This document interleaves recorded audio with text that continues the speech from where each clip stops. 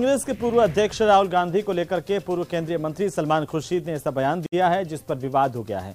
भाजपा और विश्व हिंदू परिषद ने इसे विनाशकाले विपरीत बुद्धि बताया। दरअसल सलमान खुर्शीद ने राहुल की तुलना भगवान राम से कर दी। उन्होंने राहुल को भगवान राम बताते हुए कांग्रेसियों को भारत की संज्ञा भी दी है।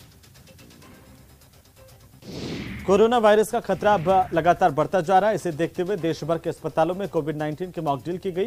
मॉक ड्रिल का मकसद इक्विपमेंट, प्रोसेस और मैन पावर से जुड़ी तैयारियों को परखना था।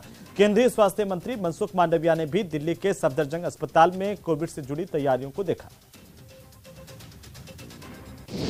गुजरात एटीएस और इंडियन कोस्ट गार्ड की संयुक्त कार्रवाई में बरामद किए गए ड्रग्स को लेकर के डीजीपी आशीष भाटिया ने आज एक प्रेस कॉन्फ्रेंस की, पत्रकारों से मुखातिब हुए। इस दौरान भाटिया ने कहा कि यह कोस्ट गार्ड और एटीएस का ज्वाइंट ऑपरेशन था।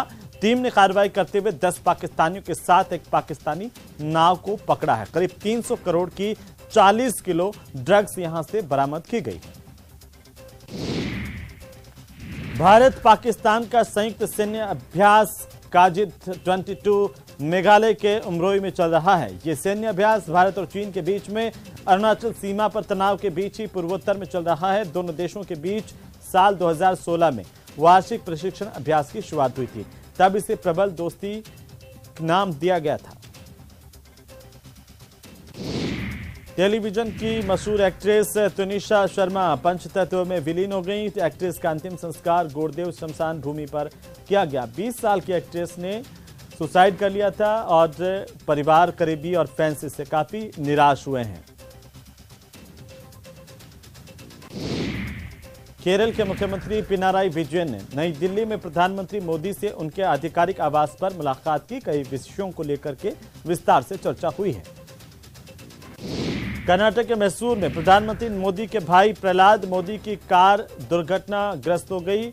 आपको बता दें कि मर्सिडीज कार में चालक के अलावा प्रहलाद मोदी के साथ उनका एक बेटा, बहू और एक पोता भी साथ थे। हादसे में प्रहलाद मोदी, बहू और पोते को गंभीर चोटें आई हैं तो उनकी मर्सिडीज कार पूरी तरह से क्षतिग्रस्त हो गई है। डॉक्टर ने बताया कि सभी लोगों का इलाज चल रहा है।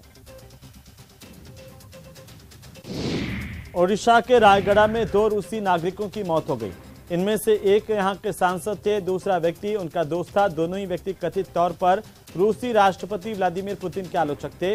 क्राइम ब्रांच जांच कर रही है। ट्विटर के सीईओ एलन मस्क ने मंगलवार को माइक्रो ब्लॉगिंग प्लेटफॉर्म पर एक तस्वीर पोस्ट की जिसमें उनके बेड साइड टेबल पर रखी अमेरिकी संविधान पर एक किताब दिखाई दे रही है। किताब को लेकर मस्क ने कहा कि मेरे बेड साइड टेबल पर सबसे कीमती चीज है। पीडीपी चीफ महबूबा मुफ्ती ने कहा कि मुझे आज कश्मीर में राहुल गांधी की भारत जोड़ो यात्रा में शामिल होने के लिए औपचारिक रूप से आमंत्रित किया गया है। उनके अदम्य साहस को सलाम और मेरा मानना है कि फासीवादी ताकतों को चुनौती देने का साहस रखने वालों के साथ खड़ा होना मेरा कर्तव्य है। उन्होंने कहा कि बेहतर भारत की ओर से उनके मार्च में वे शामिल होंगी। प्रतापगढ़ के उपखंड मुख्यालय पर नेशनल हाईवे 56 पर रोड पर अवैध अतिक्रमण के चलते 2 ट्रोले आपस में टकराए। इसके बाद हाईवे पर लंबा जाम लगा। मौके पर पुलिस पहुंची, जाम को खुलवाया गया। किसी के हताहत होने की फिलहाल खबर नहीं है। राजस्थान में कांग्रेस के नए प्रभारी सुखजिंदर सिंह रंधावा 27 दिसंबर को जयपुर पहुंचेंगे। देर रात को राजस्थान का प्रभारी बनने के बाद रंधावा का यह पहला आधिकारिक दौरा होगा और विधायकों से इसके अगले दिन वे 1-to-1 संवाद करेंगे। कांग्रेस पार्टी 26 जनवरी से हाथ जोड़ो अभियान शुरू करने जा रही है। इसके तहत एआईसीसी की ओर से सभी राज्यों के लिए पर्यवेक्षकों की नियुक्ति की गई है, जहां पर राजस्थान में वरिष्ठ कांग्रेस के नेता रामचंद्र खूंटिया को पर्यवेक्षक नियुक्त किया गया है। राजस्थान में आरपीएससी का पेपर लीक होने के बाद से बीजेपी जमकर हमलावर है राज्य सरकार पर। वहीं भारतीय जनता पार्टी के नेताओं ने कहा कि प्रदेश में लगातार पेपर लीक हो रहे हैं, कानून व्यवस्था चौपट हो गई है। बीजेपी आगामी चुनाव में वापसी करेगी। राजस्थान तकनीकी विश्वविद्यालय में परीक्षा में पास करने के बदले यौन संबंध बनाने की मांग करने वाले एक शिक्षक के काले कारनामे लगातार खुल रहे हैं। एसआईटी की ओर से जांच की जा रही है। अब तक 50 से ज्यादा अश्लील ऑडियो बरामद किए जा चुके हैं और टीचर पर 4 एफआईआर भी दर्ज हुई है। इंदिरा गांधी नहर की केजीडी नहर में किसानों को पानी नहीं मिलने के विरोध में अनिश्चितकालीन धरना समाप्त हो चुका। किसानों और प्रशासन के बीच 9 सूत्रीय मांगों को लेकर सहमति बनी। प्रशासन और सिंचाई विभाग के साथ एक लिखित में समझौता भी किया गया। पेपर लीक मामले में अब तक की जांच और बरामद सबूतों की माने तो इससे पहले हो चुके 4 पेपर भी लीक किए जा चुके थे। पहली पारी के पेपर के साथ पकड़े गए अभ्यर्थियों से पुलिस को 339 प्रश्न मिले थे, जिनमें से एफआईआर में महज 30 का ही जिक्र है। प्रदेश में कोरोना के नए स्ट्रेन को लेकर के अलर्ट जारी है। सभी बड़े अस्पतालों में मॉकड्रिल की गई। एम्बुलेंस, आईसीयू बेड समेत सभी व्यवस्थाओं को जांचा परखा गया। उधर कोरोना की आहट के बीच जैसलमेर से डराने वाली तस्वीरें सामने आई हैं। जैसलमेर में इन दिनों न्यू ईयर सेलिब्रेशन के लिए देश विदेश से सैलानियों के पहुंचने का सिलसिला जारी है और भारी भीड़ के बीच में सैलानी यहां पर कोरोना को लेकर के लापरवाह दिखाई दिए।